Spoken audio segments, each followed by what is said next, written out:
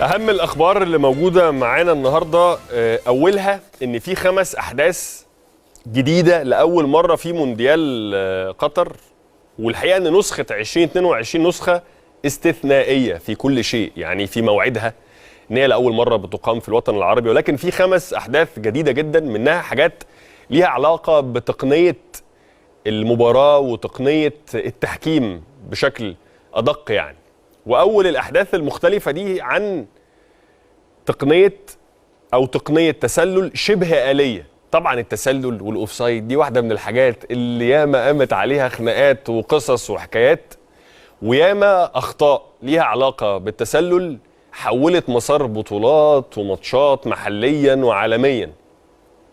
عشان كده في مونديال قطر هيبقى فيه تقنية شبه آلية، يعني مش هيبقى فيه تدخل من حكم المباراة ولا حتى من تقنية الفار، يعني دي حاجة بعيدة عن الفار، عن طريق 12 كاميرا مثبتة تحت سقف الملاعب ومتوصلة بالكورة.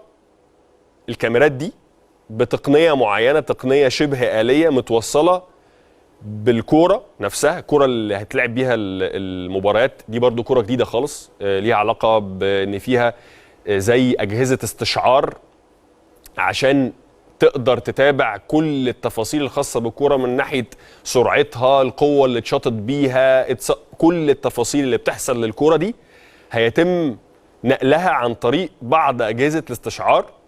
وكمان هتساهم في تحديد التسلل من عدمه عن طريق ان الكرة دي مربوطة بال 12 كاميرا، مربوطة ب 29 جهاز استشعار من أول ما الكورة تطلع من رجل اللعيب اللي عامل الباس لغاية لما توصل للعيب اللي متشاطة ليه الكورة، اللي التمريرة معمولة له. من أول ما تتعمل التمريرة من رجل اللعيب اللي بيمرر هيتم وجود شكل من أشكال التواصل والاتصال ما بين ال3 تفاصيل دول، اللي هي الكورة مع الكاميرات ال 12 كاميرا المثبتة تحت سقف الملعب مع 29 جهاز للاستشعار، عشان بتقنية شبه آلية يقول لك الكرة دي اوفسايد او مش اوفسايد، تسلل ولا لا. شبه التقنية بتاعت خط المرمى. مش عارفين حضراتكم كده ان في تقنية لخط المرمى اللي هي عين الصقر، اللي هي اول ما الكرة بتعدي بكامل استدارتها وكامل هيئتها خط المرمى بيتم احتساب الكرة هدف. وساعات كتيرة جدا ده ما بيبانش في حركة اللعب العادية، بيتم الاحتكام لعين الصقر زي ما حصلت قبل كده في اكتر من لقاء، وتحديدا في الشامبيونز ليج والدوري الانجليزي، وكانت بتبقى على يعني 3-4 مللي يعني. فهي بنفس الطريقة تقريبا هيتم احتساب التسلل، وطبعا دي حاجة هتريح الحكام والجماهير واللعيبة وكل حاجة. شوية بيبقى فيها تأثير على ان اللعب يبقى شغال ومستمر طول الوقت، ولكن في الاول وفي الاخر العداله اهم من اي شيء تاني. كمان من الحاجات اللي هتحصل فيه ده اللي انا بكلمكم عليه يا جماعه، وتم تجربتها، يعني تم تجربه التقنيه دي اللي هي زي ما كنت لسه بقول لكم بتتواصل ما بين الكوره وما بين الكاميرات المثبته تحت سقف الملعب، و29 نقطه بيانات بيتم التواصل ما بين ال3 جهات دول او ال3 عناصر دول، عشان من خلالها يتم الاحتكام او يتم التاكد من قرار التسلل ولا لا بشكل شبه آلي. كمان من التفاصيل اللي هتحصل لاول مره في مونديال قطر 2022 ان لاول مره هيكون في محكمات للساحه. يعني دايما كنا بنشوف حكم مساعد ممكن من السيدات، ولكن لاول مره هنشوف محكمات وهنشوف حكم ساحه سيده في لقاءات قطر 2022. دي من الحاجات اللي هيتم استحداثها وهيتم البدء في تطبيقها في مونديال قطر 2022. قلت لحضراتكم عن الكوره. في حاجه بقى تانية حلوه جدا ومهمه جدا، وبشوف ان هي يعني فيها روح القانون وروح